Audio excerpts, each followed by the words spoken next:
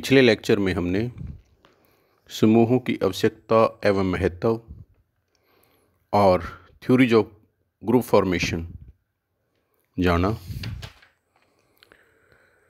आज हम समूहों के प्रकार का अध्ययन करेंगे, टाइप्स ऑफ ग्रुप्स।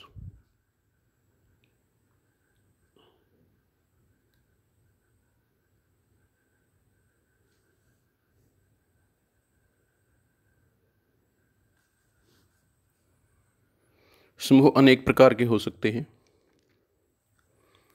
इनके मुख्य प्रकार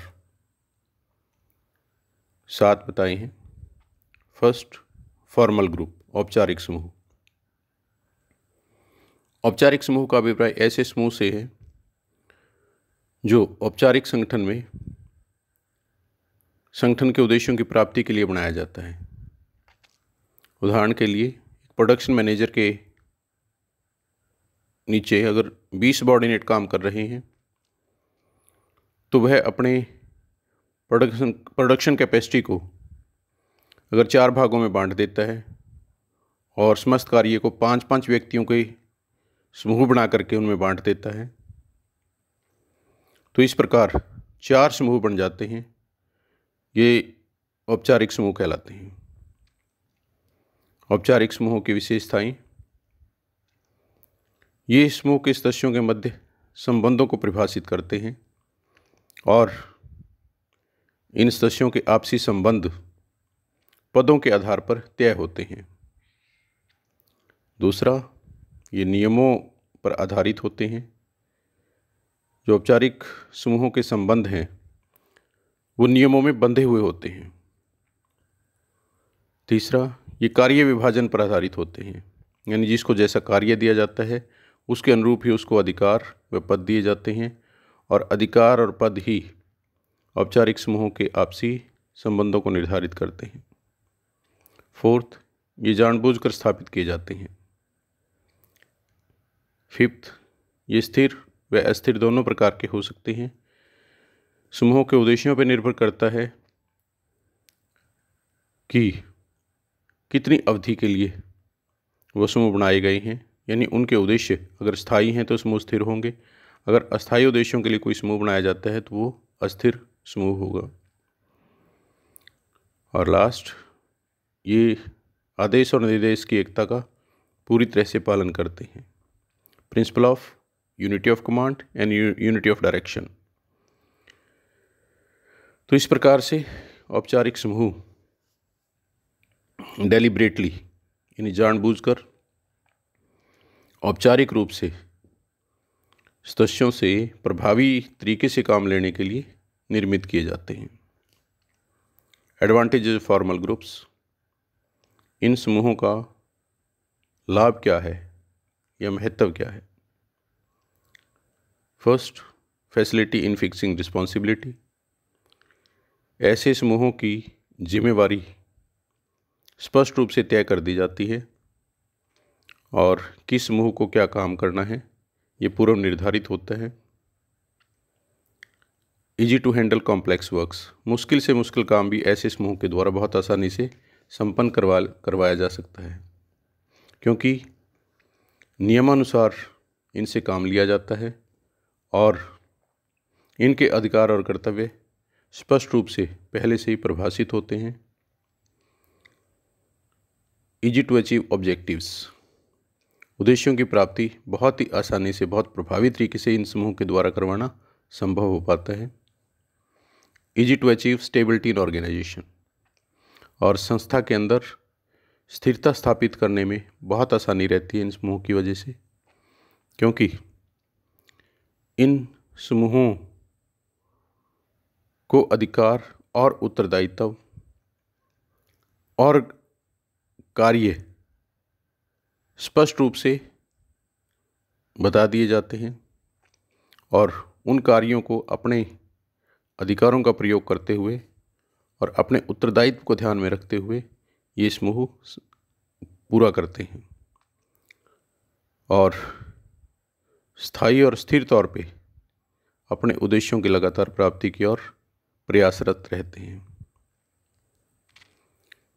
इसके बाद बताई हैं लिमिटेशंस ऑफ फॉर्मल ग्रुप्स। औपचारिक समूहों की सीमाएं क्या हैं? तो इनकी सीमाएं इस प्रकार हैं। First, delays work because it is bound by rules. पहली सीमा नियमों की वजह से है, नियमों के बंधन की वजह से औपचारिक समूह अपना कार्य नियमानुसार करते हैं, जिसकी वजह से कई बार अनावश्यक देरी हो जाती है। Reduces initiative because everything is pre planned. क्योंकि अधिकार, उत्तरदायित्व, कार्य, कर्तव्य, हर चीज़ पूर्व निर्धारित, पूर्व परिभाषित होती है, इसलिए उनको जो दिशा निर्देश दिए गए हैं उसी के अनुरूप ही वर्कर्स को कार्य करना होता है। अतः उनके अंदर की जो इनिशिएटिव पावर है, पहल क्षमता है, जो कि अगर स्वतंत्र वातावरण में काम करने का अवसर दिया जाए तभी विकसित होती है, तो नियमों में बंधे होने के कारण पहल क्षमता उतनी विकसित नहीं हो पाती। Breeds a sense of despair among the members because of strict control. कठोर नियंत्रण के कारण सदस्यों में निराशा की भावना पैदा हो जाती है। Hinders the development of informal relations. अनौपचारिक संबंधों के विकास में रुकावट आती है और अनौपचारिक संबंध नियमों में बंधे होने की वजह से और औपचारिकताओं का पालन किए जाने की वजह से विकसित नहीं हो पाते। इसके बाद फॉर्मल ग्रुप्स के टाइप्स बताए हैं। औपचारिक समूहों के प्रकार। औपचारिक समूह दो प्रकार के बताए गए हैं, command group and task group. Command group यानी सम आदेश समूह, जिसका अभिप्राय है कि अधीनस्थों के समूह को जब एक विशेष प्रबंधक को रिपोर्ट करना होता है तो उसको हम कमांड ग्रुप बोलते हैं। उदाहरण के लिए, यदि मार्केटिंग मैनेजर के नीचे 10 सबॉर्डिनेट काम कर रहे हैं और वो 10 लोगों का बॉस है जो कि उसी को रिपोर्ट करते हैं, तो यहाँ इन 10 लोगों को कमांड ग्रुप कहा जाता है, क्योंकि एक व्यक्ति मार्केटिंग मैनेजर द्वारा इनको कमांड दिया जाता है, आदेश और निर्देश दिए जाते हैं। सेकंड, टास्क ग्रुप, जिसका अभिप्राय उन व्यक्तियों के समूह से है जो किसी विशेष जॉब को पूरा करने के लिए एक इकाई के रूप में काम करते हैं। जैसे काम पूरा हो जाता है, इस समूह का समापन हो जाता है। उदाहरण के लिए, एक मरीज का ऑपरेशन करने के लिए नर्सों का एक समूह बनाया गया हो। ये समूह ऑपरेशन पूरा होने के बाद स्वतः ही खत्म हो जाएगा। इसके बाद सभी नर्सें अपने अपने विभाग में वापस चली जाएंगी। तो इस प्रकार के समूह को कार्यदल या टास्क ग्रुप कहा जाता है, जो एक विशेष टास्क को पूरा करने के लिए बनाया जाता है। तो इस प्रकार औपचारिक समूह दो प्रकार के हम बता सकते हैं। इसके बाद दूसरा ग्रुप है इनफॉर्मल ग्रुप, अनौपचारिक समूह। औपचारिक समूह के बिल्कुल विपरीत अनौपचारिक समूह सदस्यों की समान रुचि और पसंद के कारण स्वतः ही बन जाते हैं। अनौपचारिक समूह का निर्माण समूह के कुछ सदस्य या अनेक औपचारिक समूहों के सदस्य मिलकर कर सकते हैं। उदाहरण के लिए, प्रोडक्शन डिपार्टमेंट में अगर 20 सबॉर्डिनेट प्रोडक्शन मैनेजर के नीचे काम कर रहे हों और प्रोडक्शन मैनेजर उनको 5-5 के ग्रुप्स में डिवाइड कर दें, 4 ग्रुप बना दें, तो अगर पहले ग्रुप का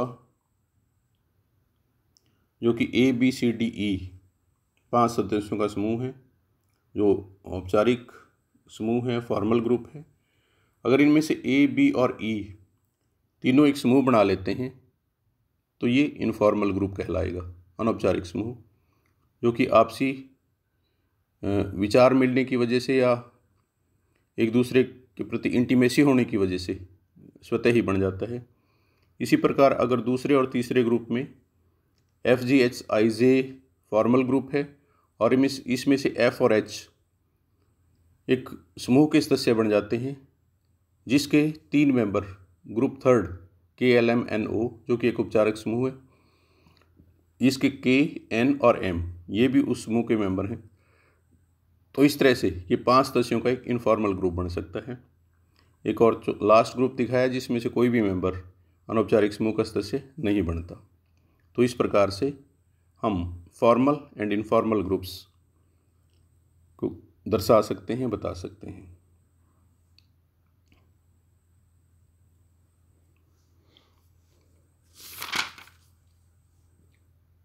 आगे अनौपचारिक समूहों के बारे में और विस्तार से बताया है। विशेषताएं अनौपचारिक समूहों की। अनौपचारिक समूहों की मुख्य विशेषताएं इस प्रकार हैं।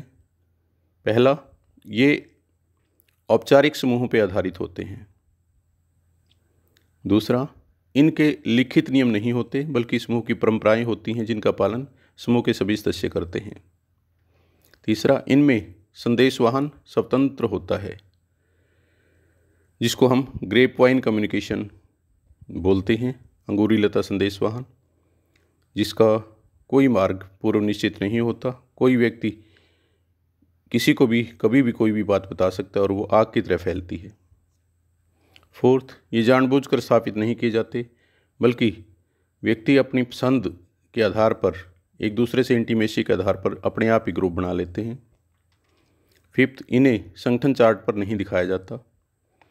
और लास्ट, ये प्राय अस्थायी होते हैं जो बढ़ते रहते हैं और इनके सदस्य अनेक समूह समय समय पर बनाते रहते हैं। इनके फ़ायदे बताए हैं। Advantages of informal groups. First, there is effective communication among them, क्योंकि इनमें संदेशवाहन के लिए किसी प्रकार के कोई कायदे कानून नियम नहीं है, इसलिए इनका संदेशवाहन कम्युनिकेशन बिल्कुल फ्रीली होता है। Second, they help in fulfilling the social needs of individuals. ये क्योंकि एक दूसरे के साथ पसंद या लगाव की वजह से जुड़े होते हैं, इसलिए सभी अपने सदस्यों की, अपने समूह के सदस्यों की सामाजिक आवश्यकताओं की पूर्ति में बहुत सहयोग करते हैं। Third, they strengthen the formal groups. औपचारिक समूहों को इनसे मजबूती मिलती है क्योंकि एक दूसरे के सुख दुख के साथ ही ये अनौपचारिक समूहों में सदस्य बन जाते हैं। इसके बाद बताई हैं लिमिटेशंस ऑफ इनफॉर्मल ग्रुप्स, अनौपचारिक समूहों की सीमाएं। First, they spread rumours. अफवाहें ऐसे समूह में बहुत तेज़ी से फैलती हैं क्योंकि इनमें संदेशवाहन स्वतंत्र रूप से होता है। Second, they oppose changes. ये परिवर्तन का विरोध करते हैं। Third, they are under pressure of group norms. ये समूह परंपराओं के दबाव में रहते हैं। जो समूह की परंपराएं हैं उनका पालन हर कोई करता है और उन परंपराओं की अनदेखी कोई भी सदस्य कभी नहीं करता। उसके बाद इनफॉर्मल ग्रुप्स कितने प्रकार के हैं ये बताया है। Types of informal groups. First, friendship groups. मित्रतावत जब कुछ लोग एक दूसरे के नज़दीक आते हैं और एक मित्र मंडली स्थापित कर लेते हैं तो ये फ्रेंडशिप ग्रुप्स हैं। Second, interest groups. जब कुछ लोगों के इंटरेस्ट यानी हित समान हो, जैसे किसी कंपनी से बोनस की मांग को लेकर के विभिन्न लोग एक दूसरे के नज़दीक आ जाएं क्योंकि सभी का इंटरेस्ट बोनस लेने में है, तो इस प्रकार के जब ग्रुप बन जाते हैं तो वो इंटरेस्ट ग्रुप कहलाते हैं। थर्ड, हॉरिजॉन्टल ग्रुप्स या हॉरिजॉन्टल क्लिक्स, समतल दल। जब एक समान स्तर पर काम करने वाले कुछ लोग एक दूसरे के बहुत नज़दीक आ जाते हैं और एक समूह के रूप में संगठित हो जाते हैं तो इनको समतल क्लिक, समतल दल, हॉरिजॉन्टल क्लिक कहा जाता है। जैसे एक कंपनी में अगर 20 डिपार्टमेंटल मैनेजर्स हैं, उनमें से 10 डिपार्टमेंटल मैनेजर ऐसे हैं जो एक दूसरे के साथ अनौपचारिक रूप से जुड़े हुए हैं, तो ये समतल समूह कहलाएगा। वर्टिकल क्लिक, लंबवत दल। पदों के आधार पे हम ऊपर से नीचे की ओर जब पद दिखाते हैं तो उसको वर्टिकल ऑर्गेनाइजेशन कहते हैं हम। तो अगर किसी समूह में अलग अलग पद के लोग शामिल हो जाएं, जैसे कोई डिपार्टमेंटल मैनेजर्स भी हैं, कुछ सुपरिटेंडेंट हैं, सुपरवाइजर्स हैं, वर्कर्स हैं, फॉरमैन हैं, तो ऐसे समूहों को हम कहेंगे लंबवत दल, वर्टिकल क्लिक। मिक्स्ड ग्रुप, मिश्रित समूह। मिश्रित समूह का अभिप्राय ऐसे समूह से है जिसमें एक संगठन के विभिन्न पदों और विभागों के लोग और संगठन के बाहर के लोग भी शामिल हो जाते हैं।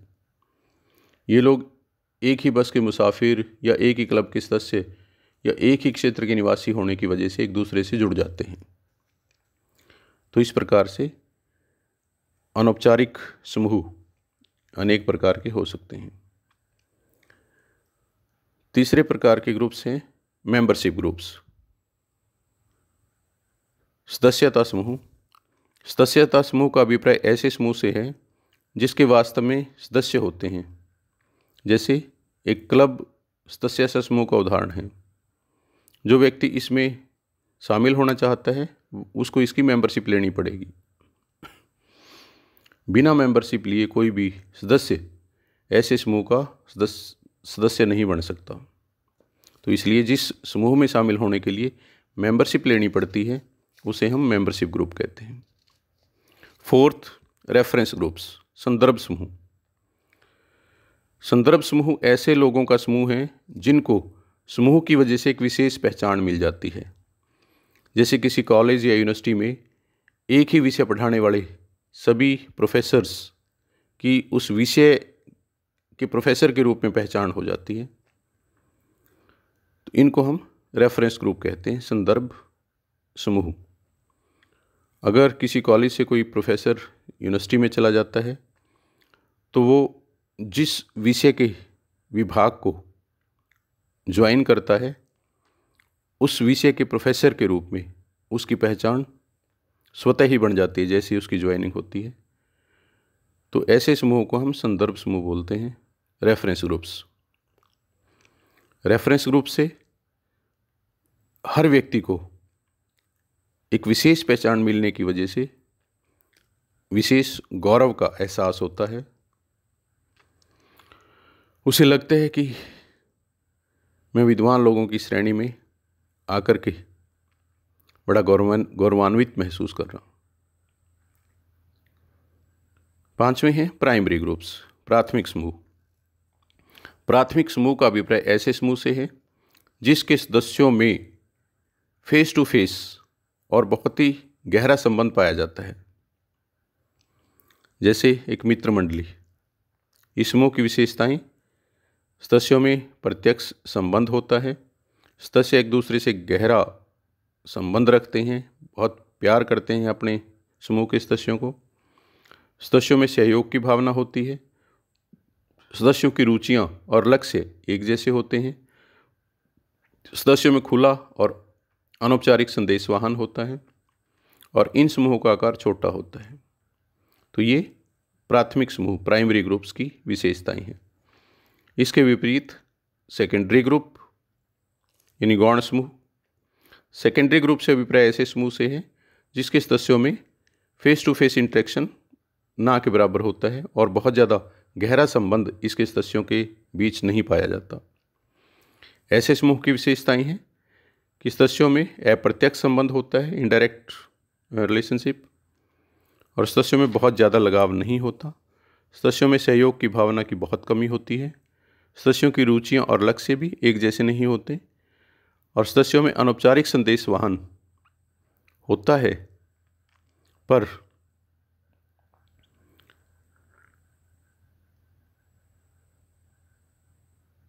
ऐसे समूह में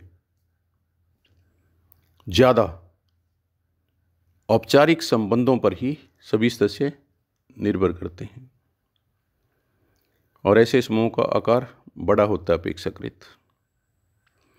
इसके बाद सेवंथ हैं ओपन एंड क्लोज्ड ग्रुप्स, खुले और बंद समूह। जैसे सोशल मीडिया पे हम देखते हैं बहुत से लोग ग्रुप बना लेते हैं। कुछ ग्रुप ऐसे होते हैं जिनकी मेंबरशिप कोई भी ले सकता है, ऐसे ग्रुप जिनकी मेंबरशिप कभी भी कोई भी ले सके उनको हम ओपन ग्रुप्स बोलते हैं। लेकिन कुछ ऐसे ग्रुप भी होते हैं जिनकी मेंबरशिप वो अपने जानकार लोगों को ही देते हैं और हर कोई उसका मेंबर ग्रुप का नहीं बन सकता, तो ऐसे ग्रुप्स को हम क्लोज ग्रुप्स बोलते हैं। तो इस प्रकार से हम ये 7 प्रकार के समूहों का विश्लेषण कर सकते हैं, इनके बारे में विस्तार से समझ सकते हैं। तो इसके बाद हमारा नेक्स्ट टॉपिक ग्रुप डायनामिक्स, जो कि नेक्स्ट लेक्चर में हम डिस्कस करेंगे, समूह गतिशीलता। Thank you please, thanks.